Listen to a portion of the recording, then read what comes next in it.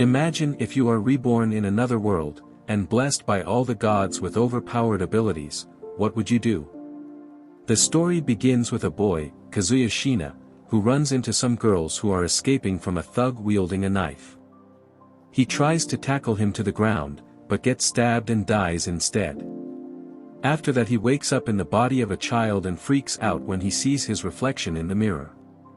He realizes that he has been reincarnated into another world and looks around his surroundings, trying to understand the world he is in. He also checks inside his pants. Well, it's only natural to check one's gender after rebirth, right? Good news is that he's still a boy, bad news is that he'll have to wait for quite a while before he can use his Excalibur again. In this new world he discovers his name is Cain von Silford, the third son of a high-ranking aristocrat named Garm. His mother's name is Sarah, who is the second wife. He also has an older sister named Rain. The first wife is Maria and she has two sons, Jean and Alec. He learns that his father has his own army that protects the kingdom from invasion by other countries, and he also owns a forest of monsters in the south. Cain is excited to live in this new world where magic exists.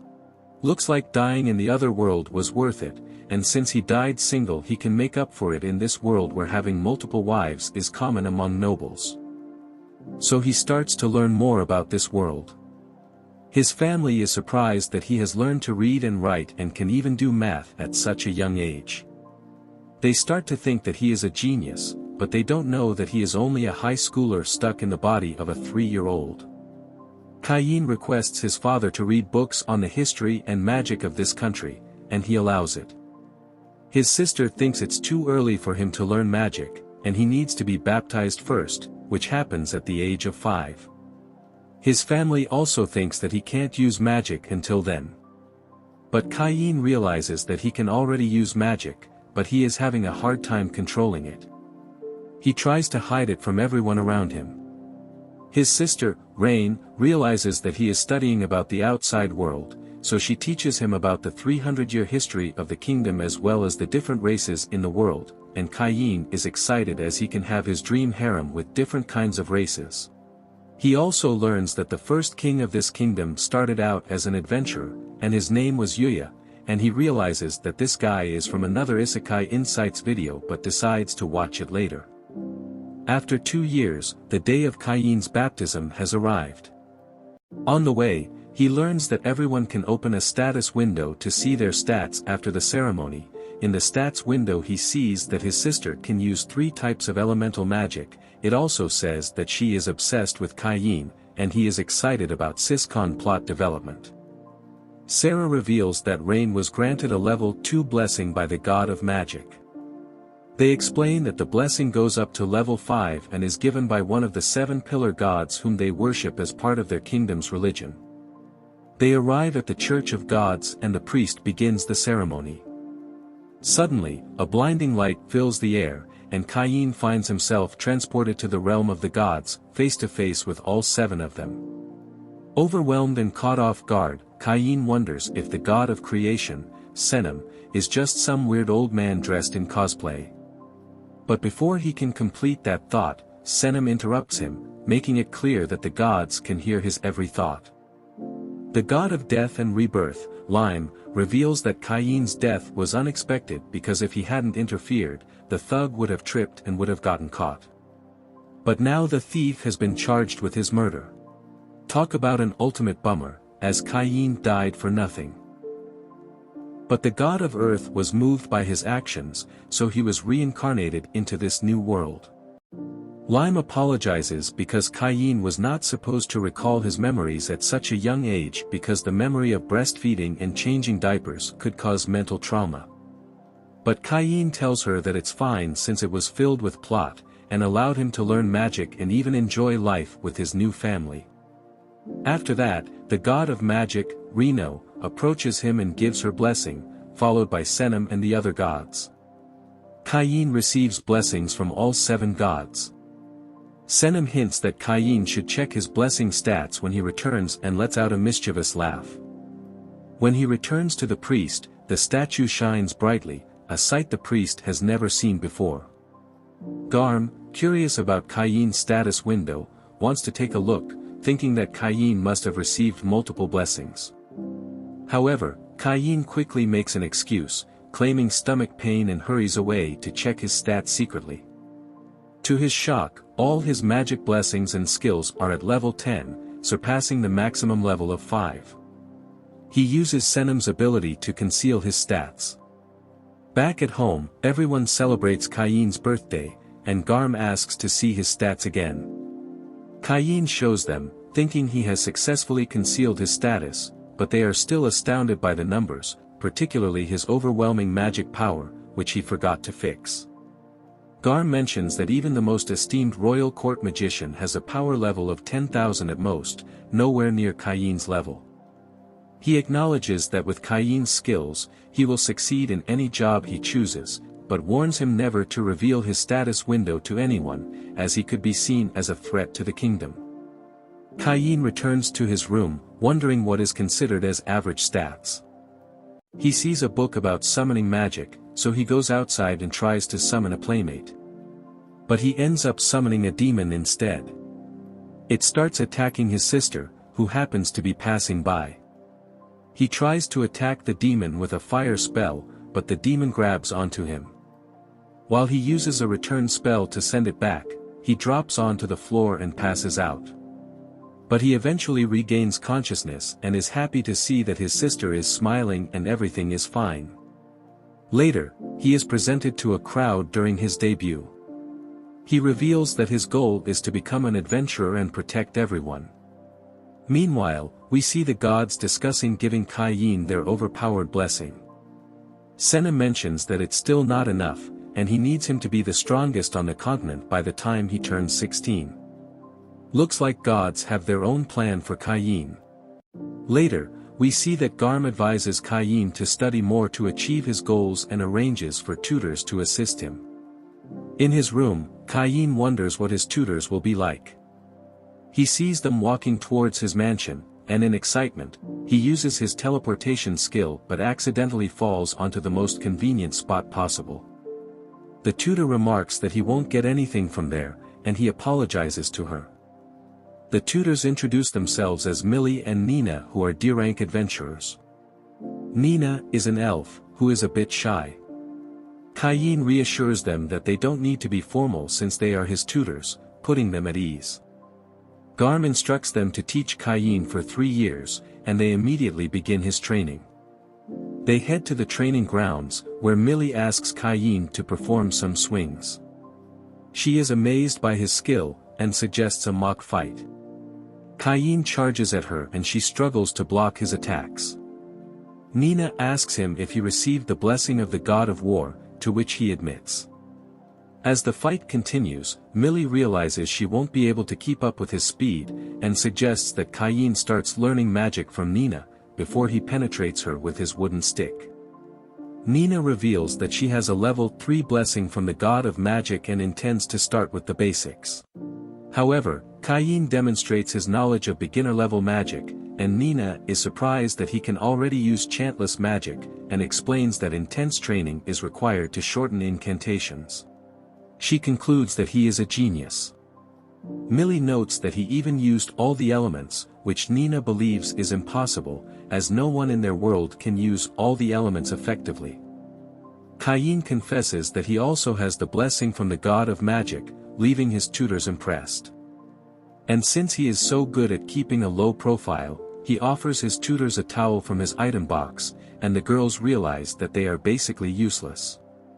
Cain requests to have a practice session outside since he has never been outside before.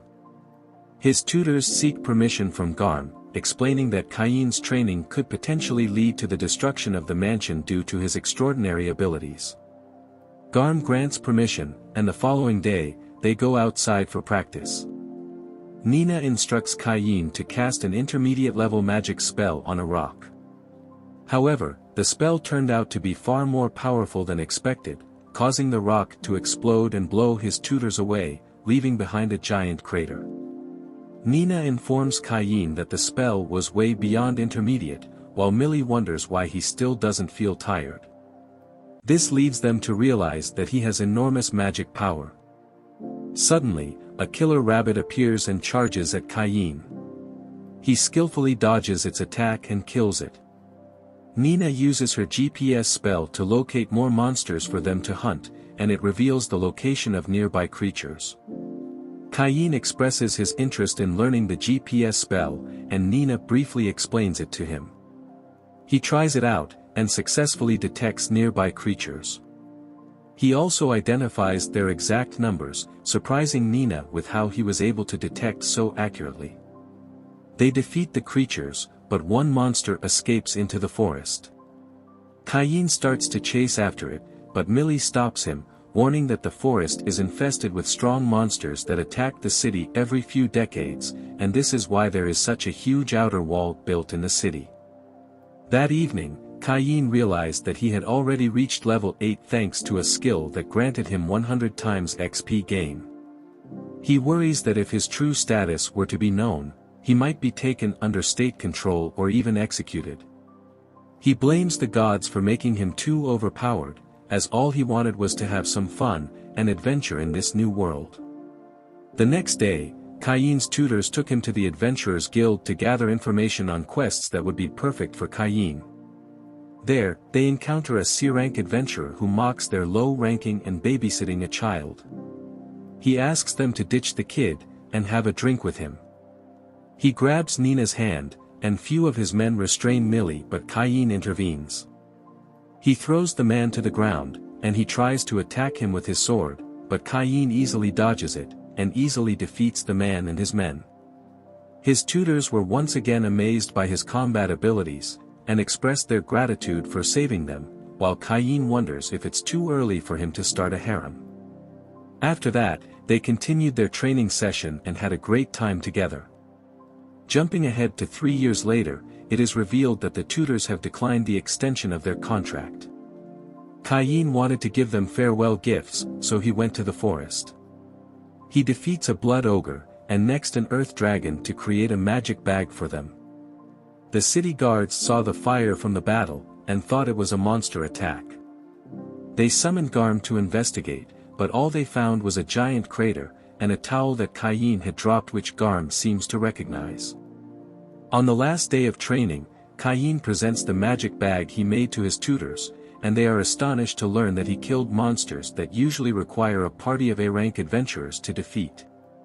Cain mentions that the bag can barely contain the size of his mansion, but his tutors are taken aback because the magic bag they intended to buy is only the size of the back of a carriage.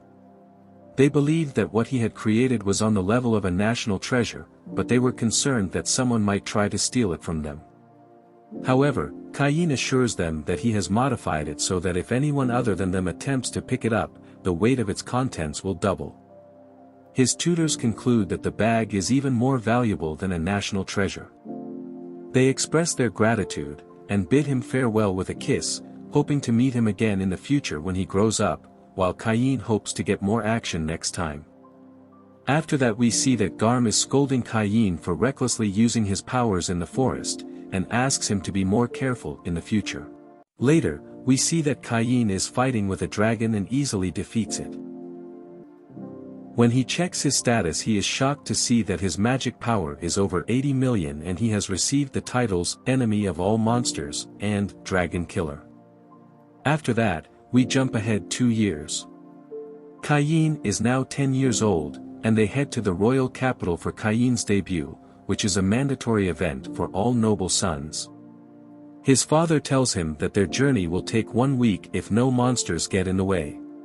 Cain uses his GPS power, and finds out that there are monsters attacking people 3 kilometers away. He tells Garm, who speeds up their journey. But Cain knows they won't arrive in time, so he jumps out, casts a boost spell, and rushes ahead to protect the people as a noble hero. Meanwhile, the monsters are about to wipe out the people, and a soldier desperately tries to protect the royal carriage. A monster approaches the carriage, but Cain suddenly appears. He starts attacking the monsters, and wipes them out. He checks up on everyone, introducing himself as the son of Garm and uses a healing spell to help the soldiers recover. However, some of the soldiers didn't make it, so he stored their bodies in his item box. Just then Garm arrives to help them, but he realizes that he is completely useless. The door of the royal carriage opens, revealing two girls, Princess Telestia and Miss Silk, the Duke's daughter. They introduce themselves to the ladies, and the princess collapses from the stress. Cain casts a spell to help them relax, and they now seem a bit too relaxed. I wonder if he added something else to his magic. They thank him and are already fighting over him. I wonder if Cain has other such spells to keep the girls satisfied. Cain mentions his debut in the royal capital, and the girls reveal they will also be debuting and want him to travel with them. As they travel, Cain finds himself sandwiched between the two girls in the royal carriage. He attempts to slip away to move to another seat, but the girls won't let him go. They arrive at a town and the girls want Cain to be their teddy bear for the night because they feel safer around him. Garm objects to the girls sharing a room with Cain, but they insist citing trauma from the recent attack.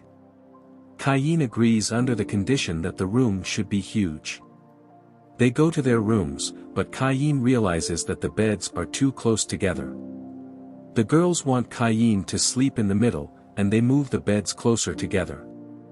But this was not enough, so they decided to use Cain as their body pillow all night.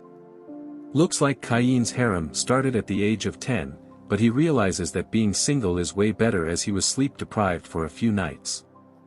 As they arrive at the royal capital, when they exit their carriage, they are greeted by the vice-captain, Cain von Silford. He thanks Cain for saving the girls and his men.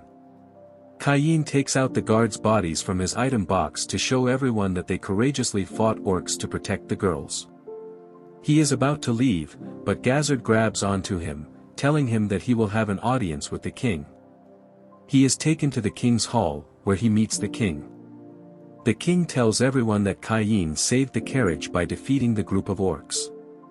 The king acknowledges his heroic act, saying that the girls wouldn't have survived without him.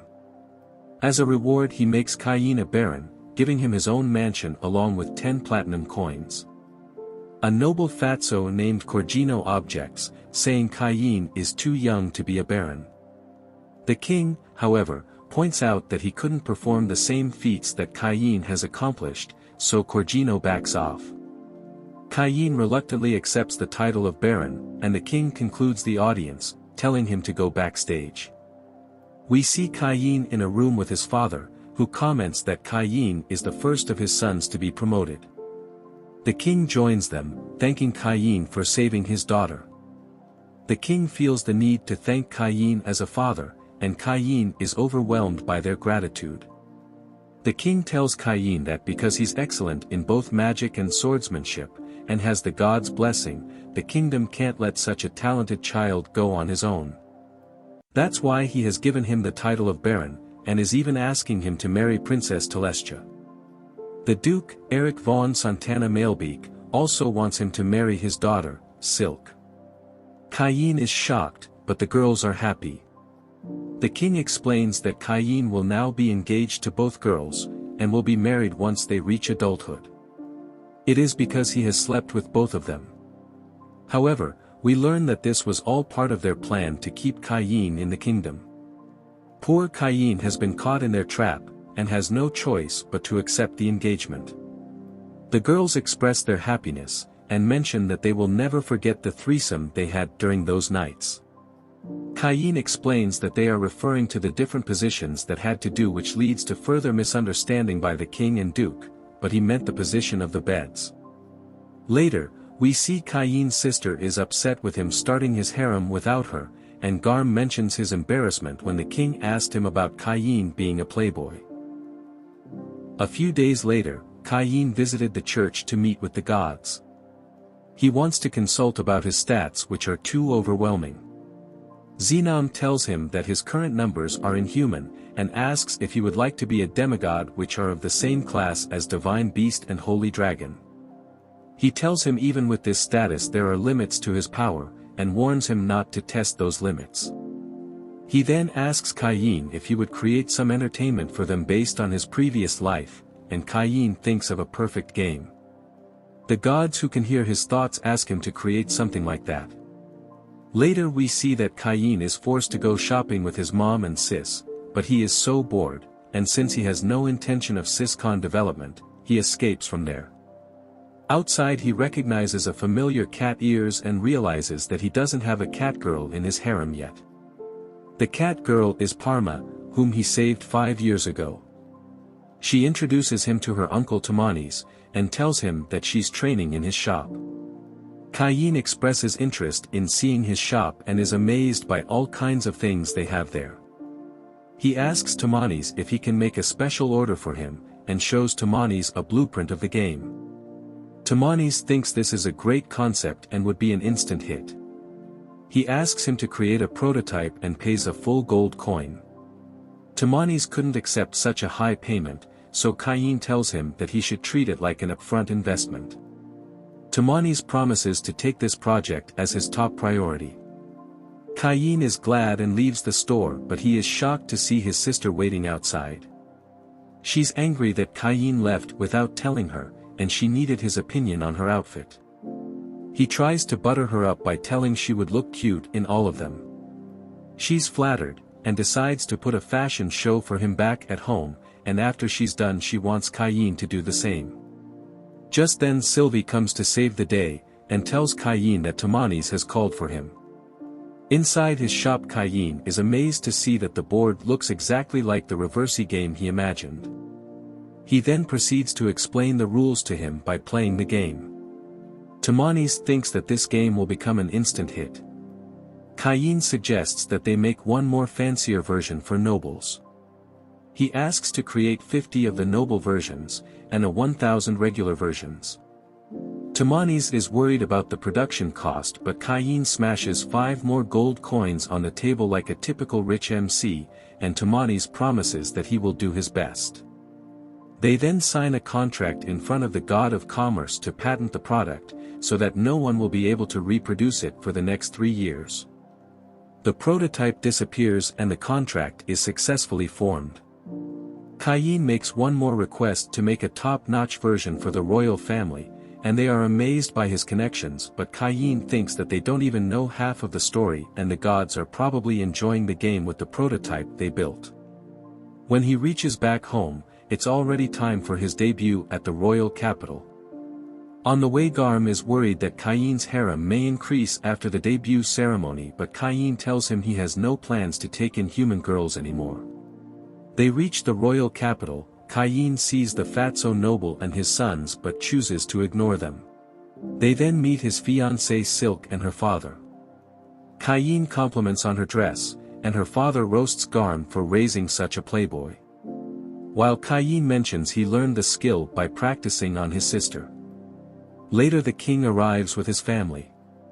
Cain compliments Tellus, making her blush, and Garm gets roasted by the king as well. Cain tries to calm the king down, and presents him with his reversey game. He invites Cain to meet him later to play with him, and he also needs some tips from Cain to become a playboy himself. As they leave, Garm is amazed, and wonders when did his son become such a business tycoon, and a womanizer. He is proud, and thinks that he has nothing left to teach him. After that, Silk comes to hang out with Cain. She wants to be the top girl in his harem, so she tries to develop a plot with him, but just then the sons of the fatso noble interrupt them. The elder son Habit greets Silk, and thinks he may receive a special greeting from her, but she's mad that he interrupted her plot development with Cain, so she greets him but doesn't say a word. Cain introduces himself as Baron Cain, but they think he's the son of a baron, and tells him that he should have addressed them as masters. They ask him to apologize, but Cain asks them to apologize as they upset Silk. The stupid sons of Fatso Noble are infuriated and challenge him to a fight. Outside in the field, as they prepare for the fight, Silk, being a drama queen, leaves no opportunity to hug Cain and tells that she is so worried. The battle starts, and they try to attack them with their spell, but it is so weak that even Silk could dodge it. She couldn't take any more of their nonsense, so she tells them that he's not the son of Baron but actually Baron himself who defeated 30 orcs to save her and the princess. They shit their pants after learning that and leaves. Silk realizes that he could have corrected them at any point but he wanted to experience how an overpowered MC pretends to be the weakest. Cain realizes that he is busted, and Silk tells him that she'll keep this secret if he goes on a date with her, but just then Tellus arrives and asks about the secret.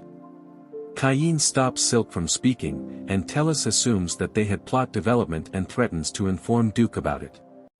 Silk reveals about their date plan, and Tellus feels left out, so she also wants to go on a date with him. He agrees with her, but just then the king arrives and tells him they will have a long man-to-man talk. Later they play the game of Reversi, and the king wants this game to be a secret, but Cain wants to share it with the whole kingdom. After that, the duke and king inquires about his date with their daughters, and warns him not to make them grandfather so soon. As the story continues, we see the Minister Magna handing over the key and a map to his new mansion. He tells him that the king was desperate to play the game of Reversi with Cain, but they persuaded him not to come, as he had another visitor. Cain hopes to leave early today as he doesn't have to babysit the king, but just then the duke arrives, and he wants to play the Reversi game along with the rest of the palace nobles, and Cain wishes that he would have never been reincarnated. We then see Cain visiting his mansion, but it's a rundown mansion that hasn't been maintained in years. He checks all the rooms and decides to clean it with his magic. Since he has god-level magic, the whole mansion along with the backyard is automatically cleaned, and every room returns to brand new.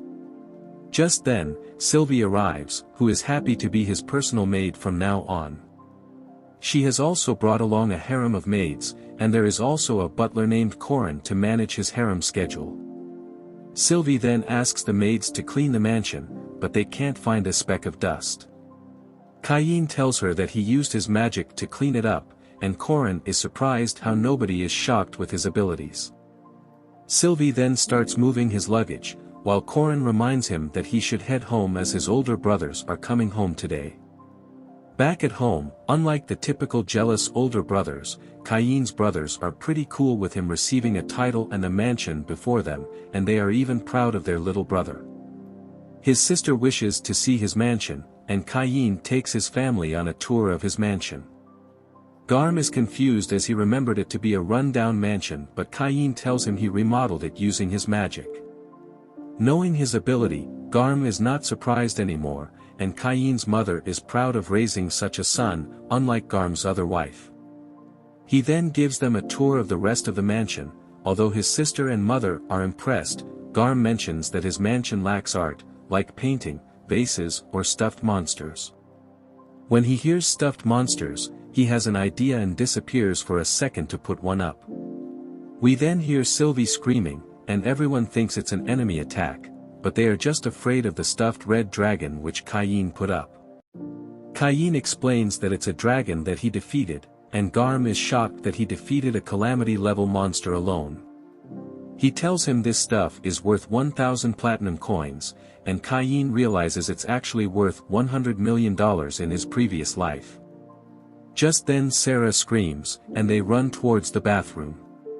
She asks what's wrong with the toilet because it made her feel so good. Garm thinks they are over-exaggerating but screams in pleasure when he goes inside. He asks to put one on their mansion too, and tells him this will impress his guests. Cain wonders what he's talking about, and Garm tells him it's a rule that the aristocrats who own a mansion must hold a debut party inviting all the nobles. Cain is shocked about learning that, and wishes that he was just a regular boy. Later Corin has already prepared a list to make things easier for him. He notices that King is not in the list but Corin mentions only ranks of Count and above are eligible to invite King. Cain realizes all the preparation and gifts he has to prepare, and is confused about it. Sylvie suggests using his own creativity as the godlike magic power he has is no joke. Cain then uses his magic to make glass, and plans it to gift his guests. He then uses his knowledge from previous life, and prepares hamburger steak. He asks Sylvie to taste his meat, and she loves it. For drink he has prepared carbonated wine. When Sylvie takes a sip, she enjoys every bit, and finishes up 3 bottles, and Cain realizes that she was stronger than he thought. Corin arrives with a message from the royal castle, and later we see King is angry with Cain as he hasn't received the invitation, when it was the king who gave him his mansion. The duke who has received the invitation waves it on King's face, and looks like he is about to cry. Cain, however, has a plan, and tells the king that he wanted to give the invitation in person, and hands over an invitation from his pocket. The king is happy, and Cain is glad that he followed Corin's advice about carrying an invitation. The night of the debut party arrives, and Cain invites everyone inside. The Duke arrives along with Silk, and he gives them a tour. Duke is impressed by the stuffed red dragon, and Silk can't wait to live with him. Cain then thanks everyone, and raises the drink for a toast. As everyone drinks it, they love its fizzy taste, and even the glasses impress them. Cain tells them he prepared it as a souvenir. The king arrives, and tastes the drink. He really likes its fizzy taste, and when he tastes his meat, I mean the hamburger, he feels like he is in heaven. As Tellus is enjoying Cain's meat, the queen comes, and tells the king that the toilet made her feel so better than the king ever could, and she wants one installed in their castle. King wonders if it's that good, and decides to check it out. After trying it out, he thinks that he has been missing out his entire life, and wants it installed by tomorrow. After that, Corin informs Cain that Corgino has arrived. Corgino calls his mansion small and walks in. Inside he gets scared by the stuffed red dragon, but he walks it off and says his taste in art is poor. Everyone thinks he has a bad attitude for a person who arrived after the king. At the table, he tries out the drink, and the hamburger. Even though he likes it, he tells him that it's bad but continues consuming them. Cain offers him 2 glasses as a souvenir, but the arrogant fatso demands 100 glasses, including the recipe of his meat which he reviewed badly. But Cain has a plan, and stalls him as another red object approaches in his GPS. He tells Corgino that he can't comply with his request, instead he will offer him the biggest treasure in the country. Cain steps aside to reveal the king standing behind him, which catches Corgino off guard. The king scolds Corgino for his behavior, and he backs off. Silk approaches Cain, and tells him that she saw through his plan. Just as he admits to it, the king appears from behind, and he gets scolded by the king. After some time, Cain visits Dime to give him some monster materials as advised by Magna. Dime shows him a room, but he tells him it's not enough. Dime wonders if it's the size of a red dragon in his mansion, and he tells him it's just an earth dragon, which shocks Dime. He asks Cain to drop them on the field, and he drops all the monsters, which shocks Dime further, and asks if he is an apostle of God. Cain brushes it off, and tries to leave, but Dime asks to accompany him to train the knights, and meet their commander. Dime introduces Cain to the knights, however the commander has not yet arrived. Dime tells him that the commander will join shortly, and suggests a mock battle. One of the knights is concerned about them fighting a child, so Cain has a duel with a knight. Cain uses his ability to instantly defeat him in just one move. Dime is impressed, and he asks him to have a mock battle with the entire knight's order. As the battle is about to begin, their commander, who is a young girl, interrupts them. She scolds the knights to gang up on a child, and hugs Cain to make him feel safe. Dime tells her that Cain is the hero who saved the princess, and defeated the orcs. Hearing this, she gets excited, and demands a duel with Cain. The duel starts, and they then start a high-speed battle, with Cain eventually winning. The girl then tells her that she has decided to marry him, and everyone is shocked. She introduces herself as Stefana von Liebert, daughter of Duke Liebert. She tells him that he doesn't have to worry about their age difference as she's an elf and will live longer than humans.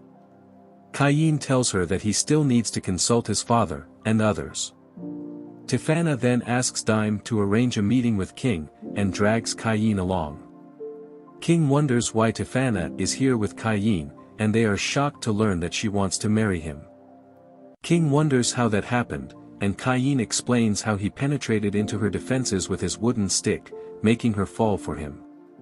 King tells him that the place where Tefana comes from is an independent elven territory, and she's basically a princess. King reveals to her that Cain is already engaged to both his and Duke's daughter, but this only makes her want him more. King agrees under the condition that she should take the permission of her father first, to which she agrees. Tefana then drags Cain to arena for more hardcore sessions.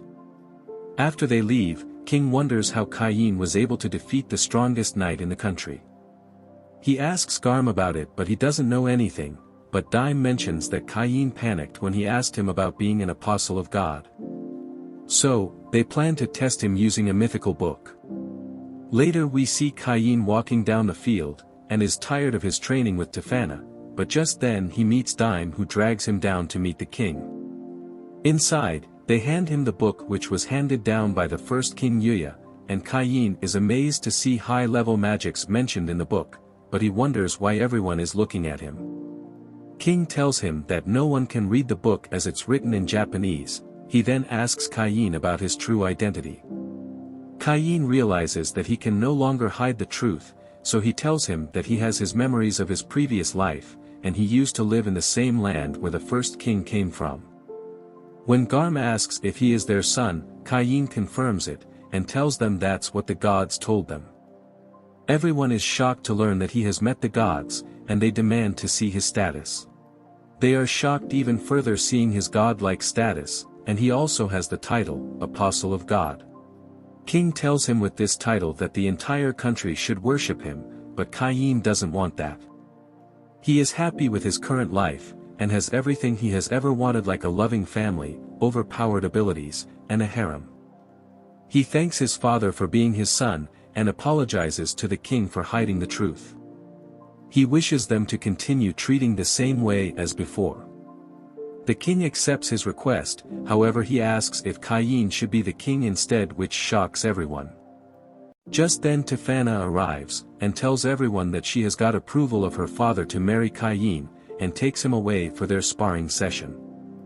The king then commands everyone to keep this as secret, and hopes that Cain will protect their country, his family, and all the people who need his help. Later Tellus and Silk are upset about him adding another member to his harem, and advise him not to do anything that will increase his harem count.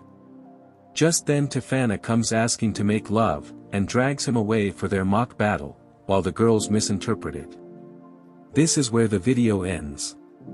Thanks for watching, and see you in the next part.